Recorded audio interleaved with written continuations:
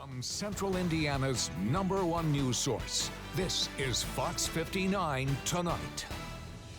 Good evening. Thank you for joining us here on Fox 59 Tonight. I'm Cameron Riddle. We appreciate you downloading our smart TV app, Fox 59 Now. You'll find it on your Roku, Amazon TV, Samsung TV, and Apple TV. If you're watching us on YouTube, make sure you hit the subscribe button so you never miss any of the conversations that we have every night at 8 o'clock right here on Fox 59 Tonight. On this edition of Fox 59 Tonight, we're talking about as we always do, what's happening between the White House and your house, and we're going to find ourselves right in the middle on this one today. We've been telling you over the past couple of weeks that it does appear that redistricting the state of Indiana is impending. At some point, it appears that it's going to happen. The governor has said pretty much get ready. It'll happen. They just haven't set a date yet. I've seen reported on Twitter by reporter Nikki Kelly.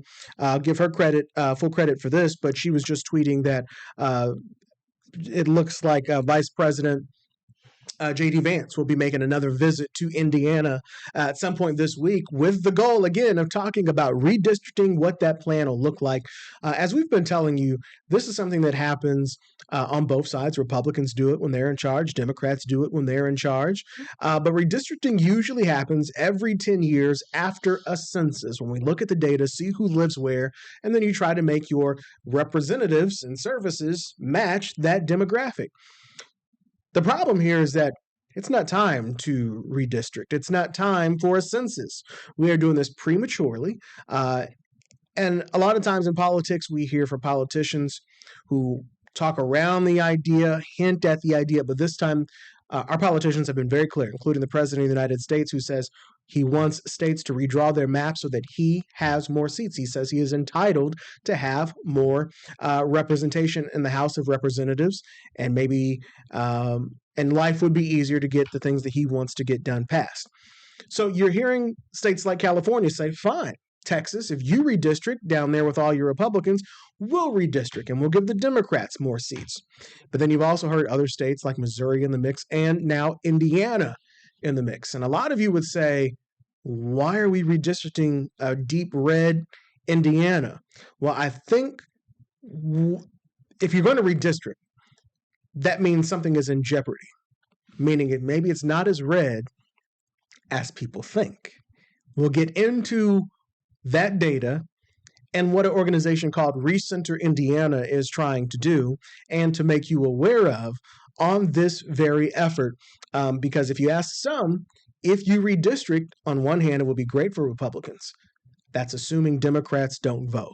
But if Democrats do vote and Indiana redistricts, well, the plan may backfire. To give us more detail and all of the details surrounding this national effort that has put Indiana in the national spotlight and there has a simple goal of just keeping you up to date on what is happening, Adrian Slash is here. Adrian, we haven't seen each other in some time, but you've been doing lots of good work serving the people for a long time. And of course, everybody has got to say congratulations to you. You got some big life milestones. You're going to be a wife here soon. So life is lifing, and I'm glad you were able to make a little time to come talk to us. How are you? I'm doing well, and thank you so much for the congratulations. Life is lifing, yes. And in really great ways. And I'm glad to be here to talk about redistricting. So I try to give people this synopsis best I can that, maybe, everybody says Indiana, red, deep red state. And redistricting would hint that, if nothing else, that it's not as red as you think. Right. And things are in jeopardy. What's in jeopardy? Well, I think that there's something that we have to pay really close attention to. And so if we were to redistrict, we have to think about, where do people move? Mm-hmm. We have to think about, what we've been through since the pandemic with housing costs, just skyrocketing, mm-hmm. with renting mm-hmm. skyrocketing, and with young people that flocked here for either jobs or opportunities, leaving larger cities.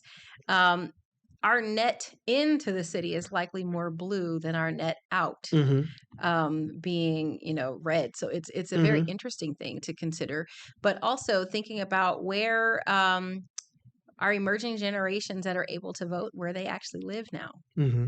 And where they live now has always been in the solid red category. And I would argue that those places have now found themselves being more closer to purple, and slightly leaning a little bit more. If we were to really pay attention to where our voters are, it might be more like a royal blue with a little hint of purple to it, but more blue based off of who their new voters are. And I have to say new because they've moved into those areas where we've got more development, we've got cheaper cost of living, and we've got more access to great opportunity at a cost that people on the lower end of the income spectrum can actually afford. Pull the microphone closer to you. Okay. When we talk about redistricting, one of the areas they're considering redistricting and eyeing is District 5, which is just north of Indianapolis. That's your Hamilton County, parts of Madison County, and parts of Delaware County. So your Muncie, everything from Muncie to Anderson, Carmel, all that jazz in there. And in that area, traditionally, especially in Hamilton County, you think that's where all the rich Republicans are. That's deep red. Not so much, especially as you listen to what you're saying, when people are moving into there. Yeah. So when you look at communities where people are choosing to move, that are, bedroom communities to your main cities, you have to pay attention to who that is moving. The who that is moving are younger people. The who that is moving tend to be more college educated. The who that are moving have young families. So they're trying to make sure that, opportunities that they grew up thinking were just their God-given rights as living in this country will continue to exist for their children and for their children's children. They're the people who are asking a lot of questions. They're also the people who are trying to find people who look like them to represent them at every step of the race. That's what makes Hamilton County purple now. In reality, with more candidates choosing to run on both sides of the aisle, I think we'll see that Hamilton County is actually blue. You don't hear people in Hamilton County screaming that from the rooftops. No. And you really wouldn't expect it because the people who are in charge are on the red side of that aisle. And they're not going to advertise that, hey, it's not as deep red as we once thought it was. Yeah, or as it once was. Well, as it once was, and that's true. I think that you also, if you were to get to know the types of candidates who were able to win in Hamilton County in the past election cycle, they were moderates. Doesn't matter what side of the aisle they were on. They were moderates, or many of them may have seen themselves as centrists. It's why organizations like Redistricting Indiana actually got involved in Hamilton County in the last election cycles. It's because we could see it clear as day that those are definitely areas where it's not just one side or the other anymore. There is a whole new batch of voters, and that new batch of voters are choosing with their votes to find candidates who are a little bit more closer to the way that they see the things. So let's talk about Redistricting Indiana. Sure. People know you as a Republican if they've been paid attention to Indianapolis politics.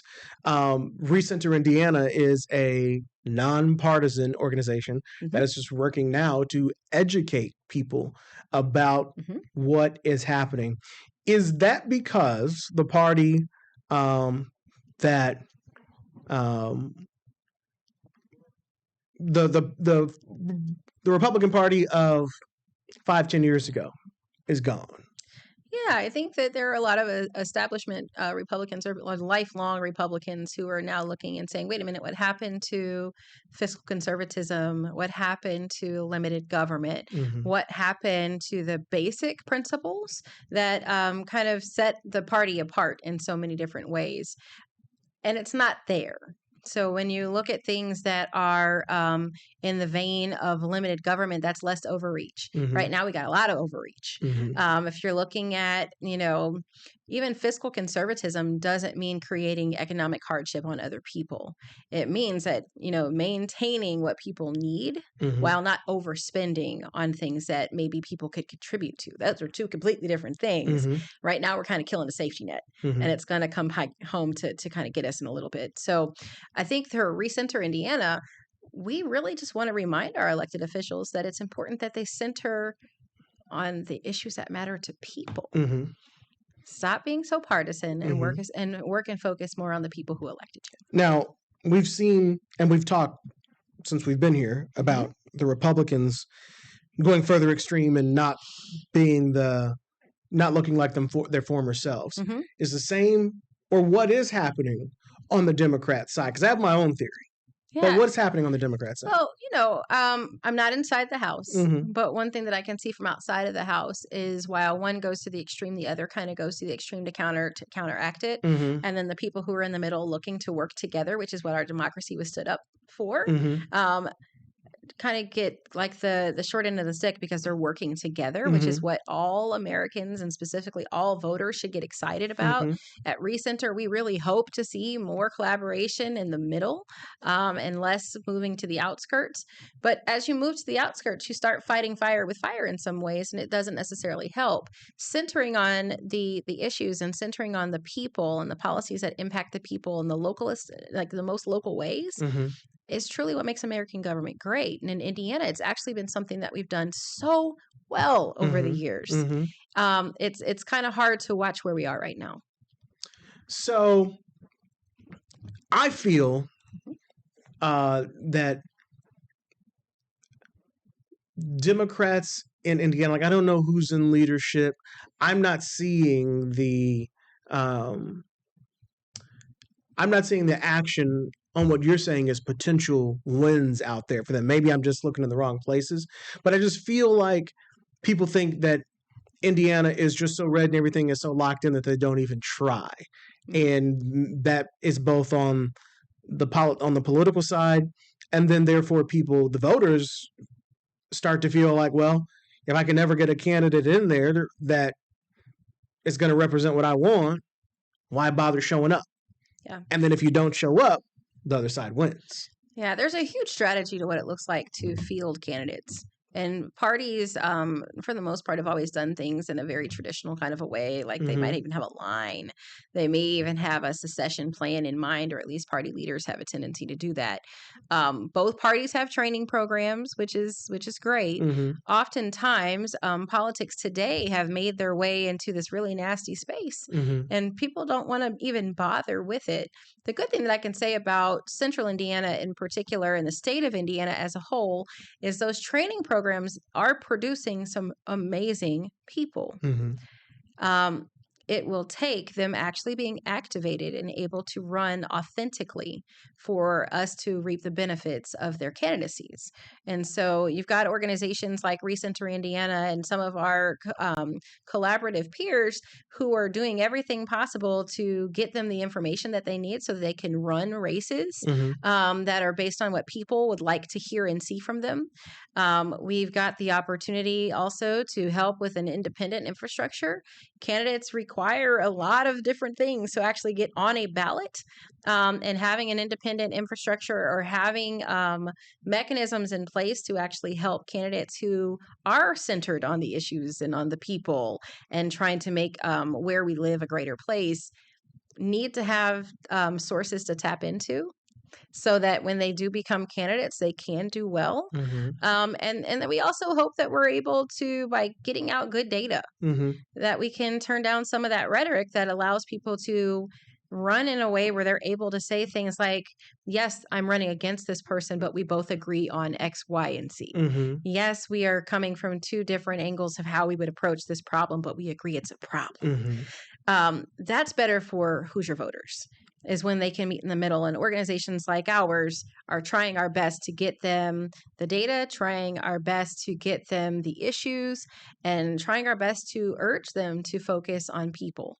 So let's talk about the data. Yeah. How are you getting data? What does the data show for the state right now? Well, so over the years, we've worked with our different college campuses and the research that comes out of there. And what it keeps telling us is that our rural communities have people moving out of them, while our urban cores have people moving into them, and their issues are more in line with our urban cores than they were when they were in their rural counties. So I think that that's really important. When we think about redistricting, it doesn't matter how many ways you redistrict it, you're probably still going to catch the people who have a differing view than what you were hoping they had when they got there.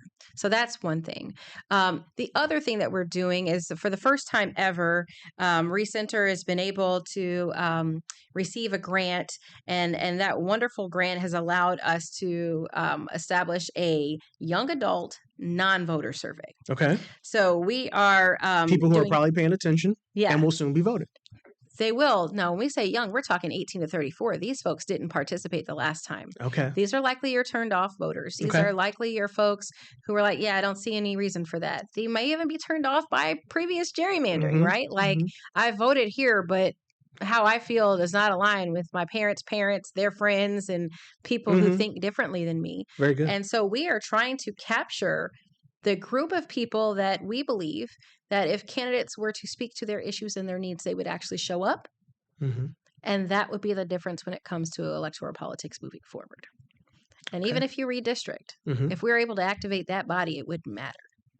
We would have a more representative government, or at least an understanding of what it would take to get one. What would be the consequences? Okay, so I gave my synopsis at the top of the show of redistricting. How are you explaining to people what the goal of this is and what could happen either way? Well, our big thing is we want government that's actually focused on people and not parties. Representative government serves people best. And so helping people to understand that we normally do this on the decade post-census, helping them to understand that by doing a redistricting at this time, that what could be on the line, and what could be on the line is kind of choosing your voters, but choosing your voters out of cycle, choosing your voters out of context, and choosing your voters in a way that could be a bit of a power grab. Having an established process of every 10 years based on census is something that's agreed upon rules of engagement, if that makes sense. And that's, as a person living in this community, I feel like I've agreed to them redrawing my lines every 10 years. I have not agreed to them drawing my personal lines now. Not to mention, as a person who's a former candidate that had a really tough gerrymandered district that I just happened to fit into every side of, we're also asking some of our elected officials to have to now relearn who their people are. And that's where Hoosiers lose, in my opinion. Because if you are not in the same kind of a space where you've had an opportunity to learn, grow, get to know your community, understand their issues, and we're going to have like a short, it'll be a short turn between knowing where you've been running versus where you're going to become a new candidate. We've also got a short side there. And that's people. People lose when the people that you elect don't even know who you are, don't know what your issues are, don't know how to best serve you. The only upside that I can see is that by having new lines at this short juncture, somebody who may have always thought that they wanted to run but couldn't run against the person that was currently seated has a new opportunity if the person that they have to run against is different. And new voices are always good for politics. So it's one really small pro, a lot of really big cons. And I think that when we're thinking about people and Hoosiers, and this is where my passion is, I think you know that, people lose when their candidates are not the best fit for their district. People lose when the issues of their district are not actually known by their elected officials. And holistically, communities lose when the people who are now representing you have assumptions but don't know what it is that they should be working for when they're sitting in their legislative houses and bodies. So let's talk about what happens if you do redistrict. Because some people would say, okay, well, fine. Redistrict. All I got to do is make people go vote and it'll backfire. So at the basis, what happens if we redistrict? I think that just means that all of our advocacy orgs and all of our folks who are champions for democracy have to get out there and go to work. It means that we all have to activate, I would even go as far as to say that every voter has to activate 35 to 40 voters. So instead of being the one person they were counting on, you have to count as 35, and each of your people have to exponentially grow themselves so that we can actually participate and show what the numbers are versus based on historical data, what they may be because of people choosing to or not to participate in elections. Is it right now as simple as if we redistrict and nothing changes, we redistrict and we use the same effort, Republicans win? It's very likely. And it is likely just because we're talking about voter habits. Okay. We're talking about what we know in history. It's predictable, right? Like it is an actual science.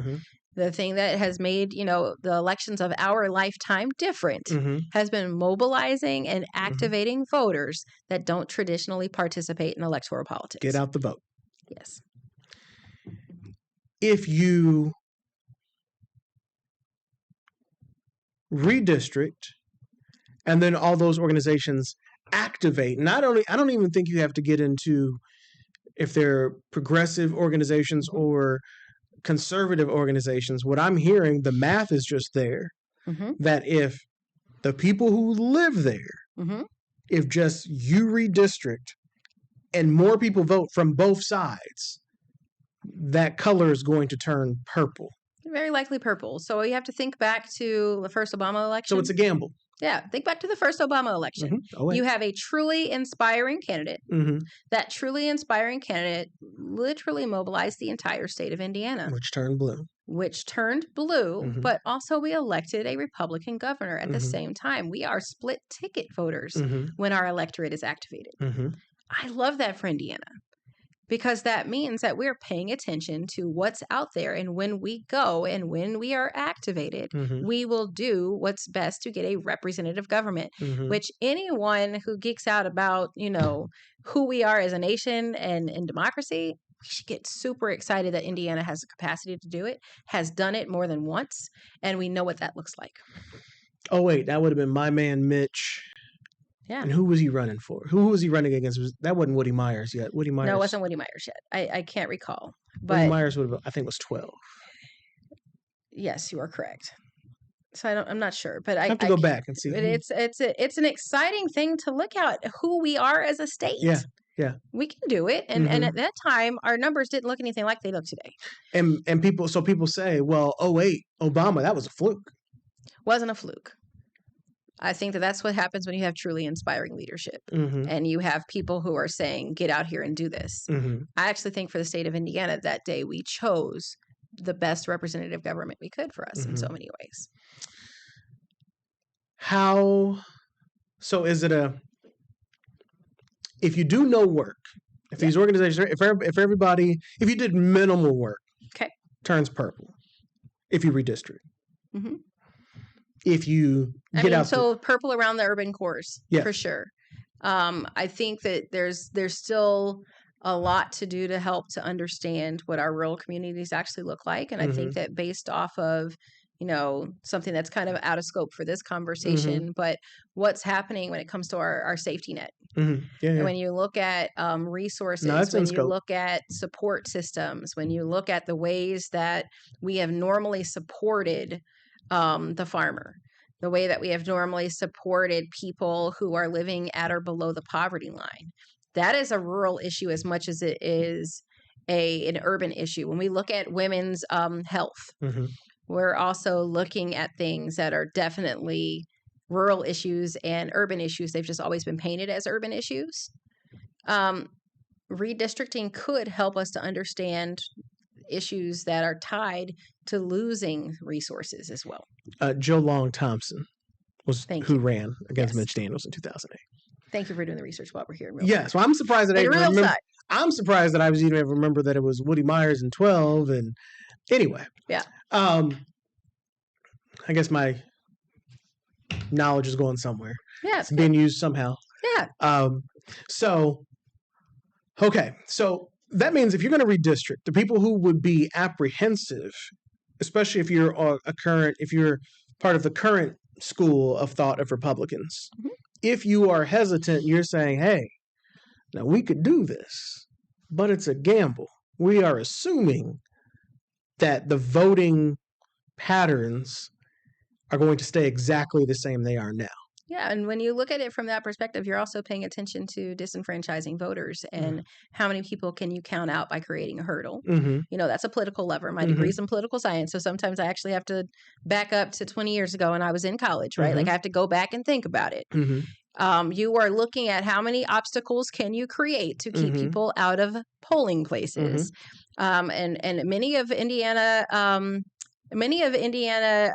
counties have now become vote center counties, which is awesome. As Hamilton County is now doing. Yeah. So as you look at the vote center kind of movement situation, right, you also allow yourself to understand that there's a lot of levers that go into how we activate voters across the state of Indiana. The vote centers help. But then when it comes to which IDs count, and we've now counted out college students, why we count out college students? College students don't necessarily help an effort to be less progressive. And I'm not saying that as a political term. I'm saying that it doesn't necessarily help when you are trying to move the issues of the emergent generation into the mainstream, as those issues will shape the world in which they raise children, have families, and create wealth in. As we remove opportunities for emergent generations to participate, we kind of hold the state of Indiana back. And that's a big problem. All of those issues will be on the ballot if we're able to redistrict, and we have to somehow activate and set a new baseline this year. So we've talked about both sides, Democrats, Republicans. Let's go back to recenter Indiana, because this is a conversation that you're having with everybody to let them know, like, hey, this is what is at stake. But you guys weren't always. You guys, you didn't always. We're not always just a nonpartisan, organization. So previously we did have a PAC, and that PAC has a great track record of getting some endorsed candidates elected. We have people know us for our billboard campaign that let Democrats know that they could vote in a Republican primary to help people to see where they could competitively participate in politics in the state of Indiana. Ultimately, we want to do everything humanly possible to be able to convene, to be able to partner and activate as many people as possible. And for that reason, we restructured. And so we just have a 501c3 now. We are just a nonpartisan, nonprofit organization. And we've got a very simple, basic goal. We are committed to just helping the lives of Hoosiers by reminding our elected officials to center. We just want them to center on the priorities of the people. That's it. So now, if you are nonpartisan, what does that mean what changes? What can't you do that you were doing before that you can now? Well, we can't endorse candidates. Okay. And that's okay. We had our go at that, and I think we were very successful at doing it. I had the honor of being the president of our PAC, so I think we did great. This is really important. And even then, when you could endorse, what was your goal? Is it identifying centrist candidates? Centrist candidates. We were looking for the folks who were agreeing to work across the aisle, to work with one another, and to center on the issues that matter most to Hoosiers. So then you guys would have liked Jennifer McCormick. She was our candidate. Yes. Okay. Looking for more Jennifer McCormicks. Someone who, maybe not her because she didn't win, but somebody who at least can agree, like she did, that hey, she brought in a Republican to be her lieutenant governor. Yeah, and I think that one of the things that most people are missing is that if you go into the homes of most Hoosiers necessarily are not showing up saying I'm a Democrat or I'm a Republican and I only like Democrats or I only like Republicans. Most Hoosiers want to have their access to their life, liberty, and pursuit of happiness from where they are. They want greatly plowed streets. They want access to good education. They want to be able to have reasonably affordable health care. They want the opportunity to practice whatever religion that they'd like and to serve whoever they would like in that way. And they would like for their government to know who they are and to represent them as they are, where they are, to the best of their ability. And that's not partisan. Now, I take I said a second ago, well, not Jennifer McCormick. She didn't win. But I want to take that comment back and rephrase because it goes with the other questions. If Jennifer McCormick is that centrist candidate, why didn't she win? Well, so it's about activating the electorate. If you look, we have a ridiculously low voter turnout. Our voters are apathetic oftentimes. Sometimes our voters don't have access to right information. Sometimes we put up candidates that our parties love, but our candidates that people don't see themselves in. And I think that's a real conversation that our parties need to be having as well. Do the people see themselves in your candidate? Does this candidate actually represent the people who have to elect them? And if they don't, are they at least in touch with those people so that they can see their issues coming out of that candidate? And I think parties do owe us some greater candidates that they put up at the end of the day. But that also means that we as community need to support those candidates that actually do represent us. And that's harder work. It's a lot harder work, especially if politics seem to be this new scary thing to you. And if we're watching elected officials, come to blows and take jabs or create infighting or create drama that we didn't used to have. I bought a shirt at a Democracy Day event a few weeks ago. It was a Constitution Festival, I think. But I bought a shirt that said, "Make politics boring again." I would love that. Yeah. When I majored in political science, this was a boring thing, and people were like, "You're such a nerd." I could go back to that being nerdy. I could love that.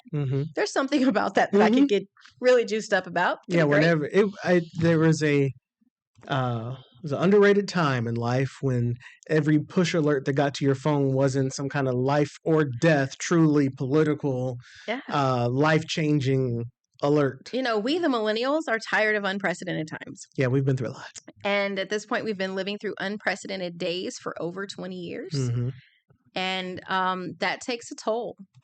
It's what also causes apathy. You stop paying attention when every day it's a mass chaos of what's happening or what's being taken away or what's not going to work.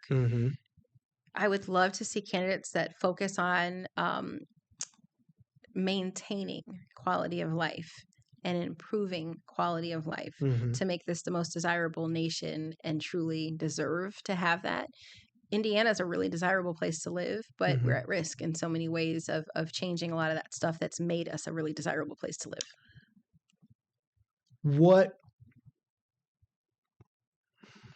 Well, first, let's talk about where people are moving. Because you talk about Indiana being desirable, and I think also the apathy and all that. Everything that you hear about Indiana is people are moving away from here, and there's no chance, and it's deep red. But the data is obviously showing you guys that none of those things are true. Yeah, so there's always going to be people who are leaving. The pursuit of something better is something that happens, right? We know that the brain drain is a problem, but we also know Indiana is a great place for a remote worker to live. We also know that Indiana is a great cost of living for folks who are running away from the cities, who experienced a housing price boom that also creates a crisis for people who have to pay to live there. So those folks have moved here.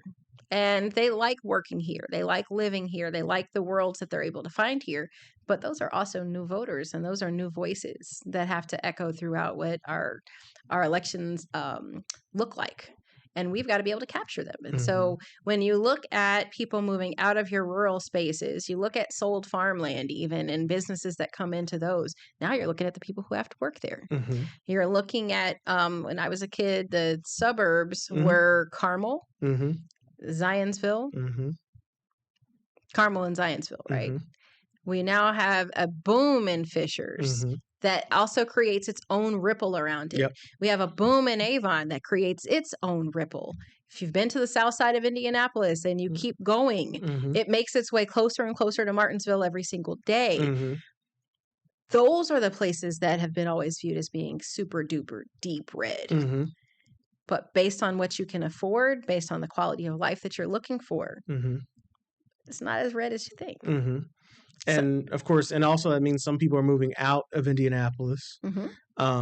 And that doesn't mean they're leaving. They're just trying to find, like right now, if I wanted a house I live in Indianapolis, but we don't have a yard. Yeah. Like, so if I decide I want a yard, we don't blame you for wanting a yard. I tell people I like to spend all my money inside a 465 and I like to do those things here. But I also know that is a luxury item in the current economy that we live in.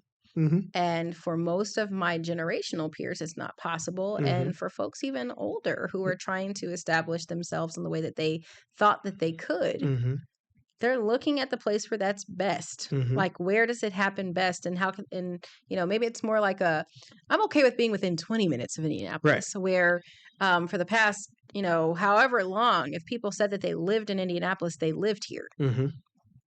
Now people say they live in Indianapolis, they might live in Westfield. Right. You're on the other side of that border now. Yeah. And that impacts what the redistricting map could look like. Do Republicans who are asking for this redistricting understand all the things that you've just said? I would say that the Republicans who are fighting tooth and nail in their social media posts and things like that, saying, please don't, and no, we don't need it, I think they know. I think they know who lives in their district now. I think they know the challenges that their schools are going through because they've got to build bigger, faster. I think that they know the type of issues that are coming up in discussion because they're things that they hadn't planned for before because they were more monolithic than they are today. And because of that, I think that there are tea leaves that some of our elected officials have read, and they're just like, nope, probably shouldn't do this. But then there's also folks who are just, super anchored and grounded to what the rules say. And the rules say every 10 years with the census. And I'm a pretty principled political person myself. I would like us to follow what's been established because it's worked well. And it's something that we've all agreed to.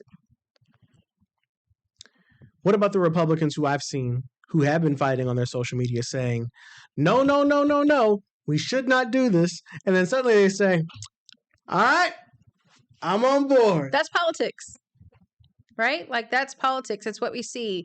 There are folks who will not look fondly on it. And that will likely show up for them through election cycles, right? Like, you could be the person who flip-flops and you flip-flop so the party wouldn't give you a challenger, but that doesn't mean your community won't. Right? And so I think that that's up to them, but it's politics. So you think it's possible that Indiana could find itself with the data would suggest, the data that you see says Indiana could have a Democrat governor. I think that it's always going to be possible. Like, if we look back to what, outcomes have been, when you actually have a motivated and inspired electorate, anything is possible. You just have to have the right candidate. They have to have the right infrastructure. Dollars have to match. But ultimately, they have to be running on issues that matter to people. My mom's favorite phrase is, on any day, anyone can or will lose. Like, it will be up to all of the factors. But sure, we've had one before. There's nothing that says that a state that's had a Democratic governor can't have another one. It's just been a while. They just have to be able to get the vote out. Well, and we've seen some close elections. So we talked about 2008, but even in 2012, Mike Pence and John Gregg. Mike Pence was not popular at that time, but then he got promoted, got a new job, going to be the vice president shortly after. But between him and John Gregg, I had to go pull it up because I knew it was super close. But it was within 200,000 votes separated those two. And that's just a question of who decided to versus vote. Not decided to vote. That's a number small enough that says there were people who it may have rained. Their workday could have been stressful. Kid could have got sick. That just comes down to who decided to participate. So why didn't, if you're that close and you're a John Gregg, why don't you come back? Why don't you go back the next time? If you're a good candidate in one cycle, that doesn't make you a good candidate the next. And I think that that's really important. People ask me, like, why didn't you try again? My answer is because I was a good candidate in that cycle. Doesn't make me a good candidate in the next. You have to weigh all the factors. And I think that's the same thing for any candidate that's thinking about running. Any candidate that has ever run and been like, yeah, we go sit down for a little bit, may come back. But not right now. The climate's not right, or there's no reason for me to compete with that person. That person's great. Or that person is a really good fit for who's here, and I wouldn't be a competitor. I would be more like an echo chamber with a different color. And so I think that while it sounds right to just say, well, just send them back again, keep sending them back, keep sending them back, a lot changes in 4 years. It feels like that there is no even if it's not that candidate, it's like it just comes and goes. Like, where's the build upon of that? Okay, look, I don't remember. I don't have it off the top of my head what Jennifer McCormick lost by, but I do. So it wasn't close enough that, but it wasn't like 2012 where it's 49 to 46%. Is there? And again, I know you're not in that house. Not in that house. But you would just think that somebody would be building. You would hope that somebody would be building, but a party in power has a lot more opportunity to build than a party that's not in power, because you also then have to deal with motivation. We did all that and we didn't get anything. How many people are just like, I'm done now? You have to also think about every candidate doesn't bring the same people to the party. And that's just if you think as small as an organization that you led in high school, right? Like you could be the student government president when you're a freshman and you had all your people. Sophomore year, you go to another school and you run again. You don't have your people. Right. And so those things happen in government and specifically in electoral politics. And so when you look at it from the perspective of we should be building, you also have to think about the human component in there. And building is not that easy when people are tired, people are burnt out. The one person who had the pathway to getting you to the win didn't feel heard, and they're like, yeah, that's why we lost and I'm not helping again. And they go home. Then you've got to reinvigorate who you have. You've got to build new infrastructure. Generally, the party in power keeps its infrastructure because those folks are in appointments. Those folks also are now sitting, in roles to serve the areas of the community that they delivered. And so they're already in place. When you don't win, you have so much more you have to rebuild every single time. And that's what happens in the background. So we've talked about on the statewide level, but if you go into those other areas, those mayoral races, but in that same Hamilton County, Delaware County, Madison County, do you think you'll start seeing some Democrat mayors? Well, so the interesting thing about that is last electoral cycle, I did drive around the state quite a bit. And in places where I would have never in my wildest dreams even thought to see a Democratic candidate's yard sign. They have the big, huge, like billboard-sized signs. The one that means they donated a lot. Yeah. And so you look at it and you're just like, yeah, it's possible. Our state is evolving. People are evolving, but also you have to think about it. You have a state that we've had the last couple of governors that have really been big on driving economic development to the state. Every development you make brings new people. Those new people bring their politics. And when those new people bring their politics that are different, that's when you start to see a state change. What would surprise you because you're out there talking to people when you're going around the state, what would surprise you about the people in those areas and what they're saying and why they would put a Democrat sign there? Well, I haven't done a ton this year. When I just asked like basic questions before, it was, well, I like what they're saying.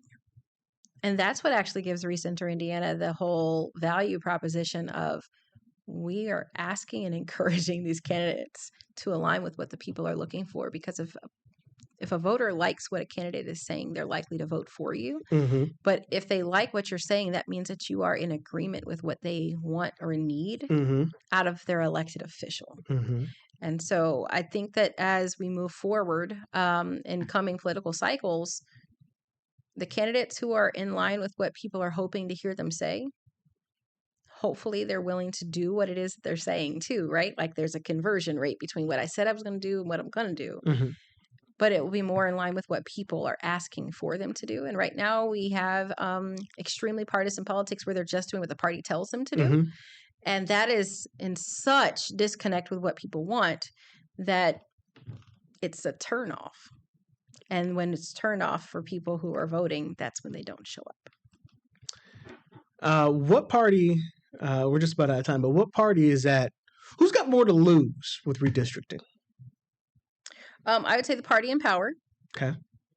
Because you are essentially moving the goalpost Mm-hmm. in the middle of the game. Mm-hmm. That's one piece. Mm-hmm. You also have way too many unknowns. Mm-hmm. So many unknowns. A lot of risk. There's a ton of risk in there. But then also, I would say Republicans have been very much so anchored voters to the Constitution. Mm-hmm. Of the people who come from the school that you do. Yeah, and so you now have this part of a party that may also be like, okay, I'm really done now. Mm-hmm. Like, no, Mm-hmm. I'm done. Mm-hmm. And so when you look at that, I almost wonder if that means that this is kind of one of those political cycles that could help us to see, like, what does American politics look like in the future? They're kind of like teenagers right now. You look at other countries and their evolutions and their party systems and structures, and there was always a catalyst. Mm-hmm. We've been living through the catalyst, I think, for the past about decade. And so the risks to me just completely outweigh what would be any kind of a benefit for the current party in power. I, as a young person who loves watching progress, can't wait to see, though, if this is done, how many new voices we get. Mm-hmm. Both sides, right? Mm-hmm. How many new voices emerge? Do those new voices have with them the ideas that are aligned with people? Were they motivated because of people? Did they get off the sidelines because they watched what was happening and they were ready to do something different? So, I get kind of excited about what could happen if that were the case. Mm-hmm. But that's not necessarily, to me, something that party in power should be excited about. That actually feels scary. And I know I've been talking a lot about District 5, but I've, as I told, I had Whitley Yates here and Samantha Douglas, and they're like, oh, they're rolling their eyes right now because they know I'm about to say that they had to come back and admit on another show that I was right, where I said that the Republicans, if they redistrict, they would also try to look at Andre Carson's seat in Indianapolis and Frank Mervan's seat in Northwest Indiana. They're like, no, they won't go that far. They'll just do District 5. I'm like, no, if you're going in there to cut something up, you have to cut 9 up the seats. 2 places where you lose if you're looking for additional seats. Correct. And so, like, that's just the truth, right? Like, you have to look at the place where there is, you have to look at where you have the get and see if you can get it. Mm-hmm. What that also would create is a massive hurdle and challenge to whoever they think is going to be able to take those two that's never been able to take them before. Right. And then there's this whole other caveat of what if you create a district that now houses an extremely moderate candidate on either side of the aisle that can outshoot your far right that was planning to run there, that you were banking on becoming your pickup. Then you now have a highly competitive race. It costs too much money. The likelihood that it's even winnable is really slim and low. And in that case, you'd be doing it in the two most expensive markets. The two most expensive markets. Yes. You would also now be creating a catalyst to potentially have them find running partners to team up in this new thing that you've created. And what if you've actually somehow shaken loose a candidate of a generation? It just feels too risky. Well, just even when you do the math part, just on the advertising alone, that Northwest Indiana portion is part of the Chicago market. Yeah, so you're now battling out for completely different types of news media. You're trying to get attention of people who don't actually today really watch TV. You're now trying to battle in every possible platform you can. Sorry about You're that. fine. And They want your ideas. They're calling now. yeah, you're trying to battle things that you don't even know exist, like trying to capture Mm-hmm. the people that are likely going to be motivated by a new candidate who actually understands the way the world works today feels like a very expensive task. And you would have to have an extremely well-established candidate that's already very, very well known Mm-hmm. to even remotely think about pulling it off based on name ID. So going into Carson's district and Mervan's district is even more risky than going into District 5, which is already kind of purple. And it's already extremely purple. And what would do you think there's enough people who are paying attention in those two districts to say, now hang on a second, you're going to come down here, because the goal would be to give 9 Republican seats to the president in DC instead of having, because he's got 2, he's got 7. Yep. Give them all 9 if you're going to go cut up the pie. But are there enough people who are paying attention to know, one, that on one hand that could backfire, but 2, it should also be just as alarming because you would be disenfranchising people if you don't, if the numbers don't change and you're voting in Marion County right now, you're voting for Andre Carson. But if the Republicans have their way, you'd vote for a Republican, and it potentially wouldn't, in their mind, it wouldn't matter who you vote for. The Republican would win if you redistrict. Well, so I mean, I think that this is exactly why Recenter Indiana is doing listening sessions. We've got one in Fishers, one in Beech Grove, one in Martinsville. Those are strategic. Those are important.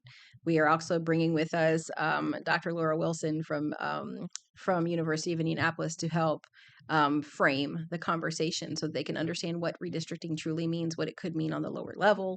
We are hoping that people who may have more questions but can't seem to get a non-biased answer, that they can get them. Because we want them to understand what redistricting actually means to them. We want them to understand, what they have to win, what they have to lose, or what the short time frame could also mean for them getting to know who their new candidates are and their new candidates getting to know them. We want them to have as much information as possible because a highly informed electorate is one that's able to be mobilized. Have you had any of these yet? No, they're coming up. Okay, when's the first ones? Let's see here. So the very first one is in Martinsville on Thursday, October 30th from 6:30 to 8 at the Morgan County Public Library. The second one is in Beech Grove on Thursday, November 6th from 6:30 to 8 at Hornet Park Community Center. And then the last one is in Fishers on Thursday, November 13th from 6:30 to 8 p.m. at Geist Christian Church. And truly what it comes down to is she's going to explain the extremely timely topic of mid-decade congressional redistricting, what it means, why it's important, and how it could affect Indiana voters. It will also give an opportunity for those voters that choose to show up to share their issues and their concerns, because Recenter Indiana wants to make sure that we're amplifying those using a megaphone as loud as we humanly possibly can, so that any candidate who is either already an elected official who's already seated or a candidate who's thinking about it understands how people feel. Representative government means you have to know those things in order to respond to them. This is an opportunity to talk to people and listen to people. Correct. Okay. And if you are the people, good opportunity for you to come get educated. Yes. And find out more about what is at stake. Yeah, because normally in a regular, districting, kind of a cycle, there's tons of listening sessions. Yes. Making sure that you can review maps, making sure that you can ask questions, making sure that you could understand, even if you're a potential candidate who's trying to understand, am I a good fit for this place? You would have time to do that. Doing this in short order, literally right before people have to apply or put in their paperwork to run. It really doesn't help the candidates. It doesn't help the people. It doesn't help our state. Because the midterms are coming up. Yeah. It's already October. And so the governor will have to call a special session to bring the state lawmakers back to redraw those maps. But in full disclosure, we're taping this a little bit earlier in the week. So even Abdul Hakim Shabazz is saying that his sources are confirming to him that J.D. Vance will be here this week. So he very well may be here as this is playing. So with that said, this is... It's something that may be happening. It's something more likely to be happening. We want people informed. And I think that the more information a voter has, the more engaged with an issue a voter is, the more likely they are to take action by casting a ballot when every election cycle comes around, if they understand the why. A lot of times we don't have challengers on either sides in Indiana. And when you don't have a challenger, people don't see the need to vote. Right. As a candidate, I personally look to the people who could have voted but didn't. Look to the people who didn't vote for me. And I looked at those things as the folks that I would have needed to win so that I could represent them better. The more the merrier, the more competition, the better. The more competition, the better, but also strategic competition. It doesn't make sense to put up 5 candidates in a primary that all think and feel the same thing that people can agree with. Let's try to figure those things out before we get to the election cycle. Let's try to help them. Well, the vice president is not coming here just for fun. No, he's not. He's not coming here for nothing. That's obviously, it means there is a prize in Indiana, correct. And he's hoping to get it. I would be more cautious to say I don't know if it's a prize. It's a new opportunity to establish a new baseline, and that's what happens every time we have new districts lines. It is a risk that they apparently appear willing to take. Yeah, because Indiana feels like that kind of place. In reality, we've got some really great voters, and we've proven time and time again that we're not necessarily just straight ticket voters. The right candidates can allow us to be some extremely savvy voters. I think they may not realize that, but are also counting on people not paying attention. Correct. All right. Adrian, what's the website for Recenter Indiana? RecenterIndiana.org. Go there, find out more, sign up for our newsletter, get involved. We look forward to continuing to grow, but continuing to help really amplify the voices of our people so that we can ask our elected officials to center around people's priorities and not politics. All right. With that, pay attention to what is going on because a lot is happening, and it's very important that people are flying in across the country to be in little old Indiana, and they're not doing it for no reason. That's right. Thank you, Adrian, for this lesson in education in what is happening. I think I assume your listening sessions will be as informative as this was. Thank you. That's going to do it for this edition of Fox 59 Tonight. I'm Cameron Riddle. I'll talk to you, as always, on Sundays on the radio for Open Lines on Hot 100.9 and 106.7 WTLC, and on another night at 8 o'clock right here on Fox 59 Tonight. Good night.